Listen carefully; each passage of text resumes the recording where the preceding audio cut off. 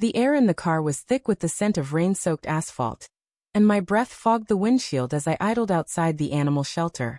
My fingers drummed the steering wheel, a nervous rhythm against the hum of the engine. "Okay, I'm out front waiting."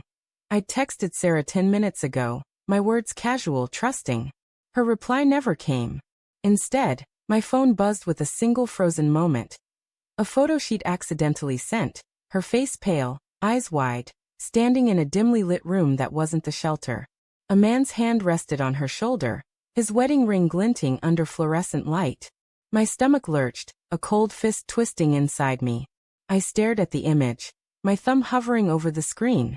The shelter's neon sign flickered in my peripheral vision, casting a sickly green glow across the dashboard. Sarah had said she was volunteering tonight, her voice bright over breakfast, her hazel eyes crinkling with that familiar warmth. "They need help with the new rescues," she'd told me, her fingers brushing mine as she passed the coffee pot. I'd believed her. I always believed her. But the photo, her expression, the stranger's hand, felt like a shard of glass slicing through the trust we'd built over 7 years. I typed, "Where are you?" My thumb hesitated, then hit send. The message sat there, delivered but unread, mocking me with its silence. Rain pattered against the roof, each drop a tick of a clock I hadn't realized was counting down. My mind raced, stitching together fragments of the past few weeks. Her late nights, her phone angled just out of view. The way she'd laughed too quickly when I asked about her day. Small things, dismissible things. But now they loomed jagged and sharp. The shelter's glass doors reflected my headlights, but no one emerged. I gripped the wheel tighter, my knuckles whitening. Maybe it was a mistake. Maybe she'd sent the photo by accident, meant for someone else, a friend, a coworker. My heart clung to the possibility, fragile as a thread. But the man's hand, that ring, it wasn't mine. I'd stopped wearing mine years ago, a casualty of working with my hands at the garage. Sarah had never minded, or so she'd said. I killed the engine and stepped into the rain, the chill seeping through my jacket. The shelter's parking lot was nearly empty, save for a rusted pickup and a minivan with a faded "Pause for Love" sticker. Inside, the lobby smelled of wet fur and disinfectant. A teenage volunteer glanced up from her phone, her bored expression shifting to mild curiosity. "You looking for someone?" she asked, popping her gum. "My wife, Sarah. She's volunteering tonight." My voice sounded steady, but my chest was a storm of doubt. The girl frowned, scrolling through a clipboard. "No Sarah here tonight. We've only got 2 volunteers, and they're both back with the kennels." The words hit like a punch. I forced a nod, muttering something about a mix-up, and stumbled back into the rain. My phone was still silent. I called her, the line ringing once, twice, then voicemail. Her voice, bright and warm, asked me to leave a message. I didn't. Instead, I opened the photo again, zooming in on the background. A cluttered desk, a bulletin board with pinned flyers, a window with rain streaking down. Not the shelter. Somewhere else, somewhere she hadn't told me about. I drove home, the wipers slapping rhythmically, each swipe clearing the rain but not the haze in my mind. Our house was dark when I pulled into the driveway, the porch light we usually left on for each other unlit. Inside, the living room felt too still, the air heavy with the scent of her lavender candles. Her coat wasn't on the hook. Her boots, usually mud-caked from her walks with our dog Max, were missing. Max whined from his crate, his tail thumping as I let him out. "Where's she at, huh?" I muttered, scratching his ears. He tilted his head, oblivious to the weight crushing my chest. I sank onto the couch, the photo still burning in my mind. My thoughts spiraled, each one darker than the last. Was she with him now? Had she been lying for weeks, months? The Sarah I knew, my Sarah, laughed at my bad jokes, cried during sappy movies, and kissed me goodnight even when we fought. Could that Sarah be someone else entirely? I wanted to scream, to demand answers, but all I had was silence and a grainy photo. The front door creaked open an hour later. Sarah stepped inside, her hair damp, her cheeks flushed. She froze when she saw me, her keys slipping from her hand to clatter on the hardwood. "Tom," she said, her voice high, brittle. "You're home early." "Where were you?" I asked, my tone flat, though my pulse thundered. She hesitated, her eyes darting to the side before meeting mine. The shelter, she said too quickly. I told you they needed help with the new dogs.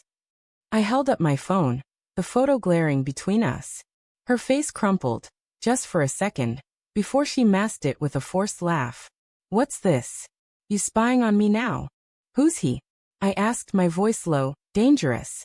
I hated how it sounded, how it felt, like I was someone else, someone who didn't trust his wife.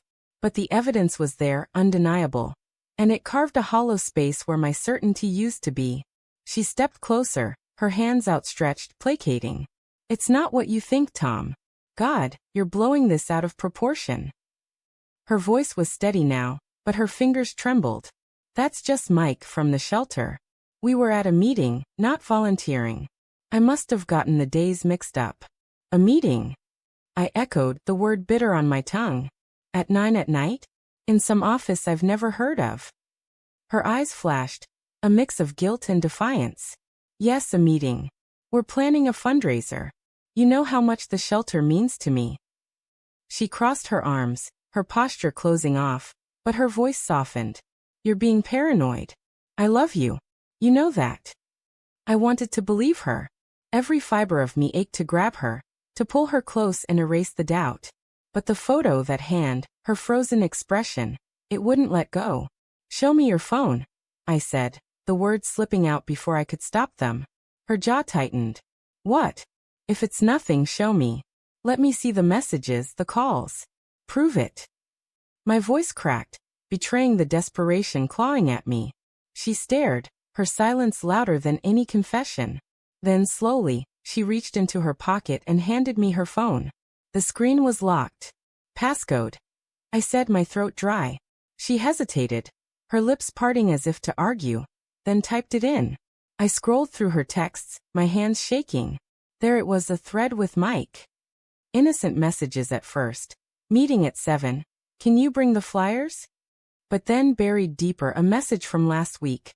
Missed you tonight. Can't wait for Thursday. My vision blurred, the words searing into me. Tom, it's not, she started, but I cut her off, holding up the phone. Don't lie to me, Sarah. Not now. My voice broke, raw and ragged. She sank onto the couch, her hands covering her face. It wasn't supposed to happen, she whispered, her voice muffled. It was just a moment. A stupid, fleeting thing. I didn't mean to hurt you. The room spun. I wanted to yell, to throw something, to make her feel the pain tearing through me. But all I could do was stand there, clutching her phone, the weight of her words sinking in. How long?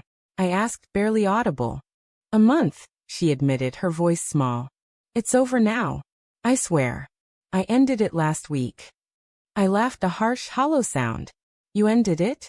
And you didn't think to tell me? You let me sit here, believing in us while you... I couldn't finish. The betrayal wasn't just the act. It was the secrecy, the choice to keep me in the dark. I didn't want to lose you, she said, tears streaming down her face. I love you, Tom. I messed up, but I love you. I turned away, my eyes burning. The rain had stopped, leaving only the drip of the gutter outside. Max whined at my feet, sensing the fracture in the air. I thought of the life we'd built, the late-night talks, the plans for kids, the way she'd trace circles on my palm when we watched TV. Could I forgive her? Could I ever look at her without seeing that photo? That hand? I need time, I said finally, my voice barely a whisper. I grabbed my keys and walked out, the door slamming behind me. The night was cold, the stars hidden behind clouds. As I drove, her words echoed. It's over now. But something else lingered, a truth she hadn't spoken. The photo was from tonight. She hadn't ended anything.